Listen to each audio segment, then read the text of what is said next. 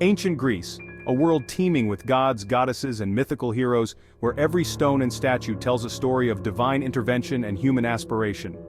This vibrant civilization, known for its philosophy, democracy, and art, was a beacon of intellectual and cultural achievement. Yet, beneath its celebrated surface, it also held another, more secretive side. This side was dedicated to the mystery cults, religious groups shrouded in secrecy and intrigue, offering a different kind of enlightenment. These cults offered their initiates not just a set of beliefs, but a transformative experience, a glimpse into the mysteries of life and death, and a promise of something beyond the ordinary, something transcendent. These cults were not for everyone. They were exclusive, selective, and often shrouded in layers of secrecy. They required initiation, often involving secret rituals and oaths of silence, binding the initiates to a lifelong commitment of secrecy. The details of these ceremonies were closely guarded, never to be revealed to outsiders, ensuring the sanctity and mystery of their practices. This secrecy only amplified their allure, making them even more intriguing to those on the outside. It sparked curiosity and whispered rumors, fueling the imagination of those who longed to understand the unknown. What did these initiates experience in the depths of their hidden temples? What profound truths were revealed to them? What secrets did they hold? These questions have fascinated scholars and enthusiasts for centuries. The very existence of these mystery cults tells us something profound about the human condition and our quest for deeper understanding. It speaks to our innate desire to connect with something bigger than ourselves, to find meaning and solace in the face of life's uncertainties, and to believe in a world beyond the one we can see, a world filled with divine possibilities. In the hush-hush world of ancient Greece, these cults offered a path to just that, a journey into the unknown. This essay delves into the mysteries of three such cults: the Eleusinian mysteries, the Dionysian mysteries, and the Orphic mysteries, each with its own unique allure. Each cult, with its own unique mythology, rituals, and promises, offered a different perspective on life, death, and the divine, enriching the spiritual tapestry of ancient Greece. Through them, we can catch a glimpse of the spiritual yearnings of the ancient Greeks and the enduring power of mystery in human experience, a power that continues to captivate us to this day. To understand the appeal of the mystery cults, it's crucial to contrast them with the public face of Greek religion. The ancient Greeks were a deeply religious people. Their lives were intertwined with the gods, celebrated through grand festivals and public rituals. These events, open to all, honored the gods who governed their world. They offered sacrifices, prayed for their blessings, and sought their guidance in every aspect of life. The mystery cults operated differently. They offered a more personal and exclusive form of religious experience. Membership was not automatic. It required initiation, often a lengthy and complex process. Once admitted, initiates were bound by oaths of secrecy, forbidden from revealing the details of their rituals to the uninitiated. This secrecy has made studying the mystery cults a challenge. Much of what we know is pieced together from fragmented archaeological evidence, tantalizing hints in ancient texts, and the occasional slip of the tongue by an initiated author. Yet, it is precisely this air of mystery that continues to fascinate us. What knowledge did these cults possess? What experiences did they offer that were so powerful they had to be kept secret? Of all the mystery cults of ancient Greece, the Eleusinian mysteries were the most renowned and enduring. Centered around the goddess Demeter and her daughter Persephone, they offered their initiates a unique promise, not just a better life, but a better afterlife. The myth of Demeter and Persephone forms the heart of these mysteries. Demeter, the goddess of agriculture, was a loving mother to Persephone. One day the earth opened up and Hades, the god of the underworld, seized Persephone, dragging her down to his realm. Demeter, heartbroken, searched the world for her daughter. In her grief she neglected her duties and the earth became barren. Crops withered and famine threatened humanity. Zeus, the king of the gods, intervened. He brokered a deal. Persephone would spend part of the year with Hades in the underworld and the rest with her mother on earth. This myth explained the cycle of seasons, winter's barrenness when Persephone resided in the underworld and spring's renewal upon her return. Yet it also offered a powerful metaphor for life, death, and the possibility of renewal. The Eleusinian mysteries took this myth and transformed it into a ritual experience. Initiates, through secret ceremonies, were believed to relive the story of Demeter and Persephone experiencing a symbolic death and rebirth. The details remain shrouded in mystery, but ancient sources hint at the use of sacred objects, dramatic reenactments, and possibly even hallucinogenic substances. Section 4. The Sacred Rites of Eleusis. A glimpse into the mysteries. The Eleusinian Mysteries were not a single event but a process, culminating in the greater mysteries held annually in Eleusis, a town near Athens. These rites were among the most significant religious events in ancient Greece, drawing participants from all over the Greek world. Before being admitted to these grand rites, initiates underwent a period of preparation, culminating in the lesser mysteries held earlier in the year. This preparation was crucial, as it ensured that only those who were truly ready could partake in the sacred rituals. These preliminary rites were meant to purify the initiate, preparing them for the deeper experiences to come. Ritual purification often involved cleansing with water, fasting, and other forms of self-discipline.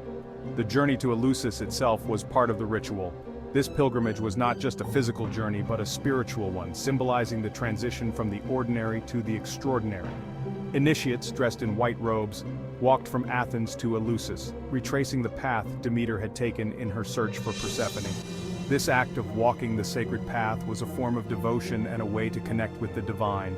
This pilgrimage was a time for reflection, for letting go of the mundane and preparing to enter the sacred space of the mysteries. It was a time to meditate on the myths and the deeper meanings behind them. What exactly transpired within the Telesterion, the grand hall at Eleusis, remains a closely guarded secret. The hall was the central place where the most sacred rites were performed, away from the eyes of the uninitiated. Ancient writers are frustratingly vague, speaking only in veiled terms. They left behind cryptic references and hints, but never revealed the full details of what occurred. They mention a sacred drink, the kykeon, potentially brewed from barley and other ingredients, rumored to have psychoactive properties. This drink was believed to play a crucial role in the initiation process, possibly altering the state of consciousness of the participants. They described the display of sacred objects, the hera, glimpsed only by the initiated eyes. These objects were considered to hold great power and significance, and their revelation was a key part of the mysteries. Most tantalizingly, they hint at a profound personal experience. Initiates were said to undergo a transformation, gaining insights that were life-changing. Initiates through these rituals were said to have witnessed something extraordinary, something that changed their understanding of life and death. This experience was believed to offer a new perspective on existence and the afterlife. They were promised not just a blessed afterlife but a sense of peace and understanding in the present. This dual promise made the Eleusinian mysteries incredibly appealing to those seeking deeper meaning in their lives. What they saw, what they experienced, remains the heart of the Eleusinian mysteries, a secret carried with them to their graves. This enduring mystery continues to fascinate and intrigue scholars and enthusiasts alike, as we strive to understand the profound impact these rites had on those who participated. Section 5. Dancing with Dionysus, Wine, Ecstasy, and Liberation of the Soul.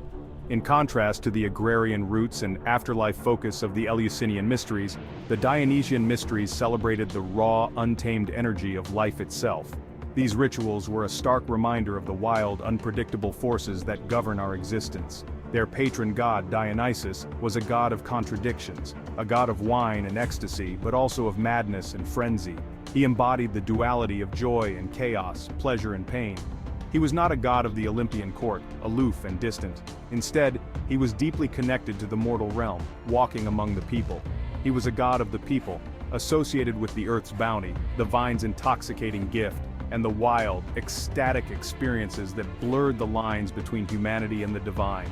His presence was felt in every grape harvested, every cup of wine poured. The Dionysian mysteries were not for the faint of heart. They demanded a surrender to the unknown, a willingness to embrace the chaos.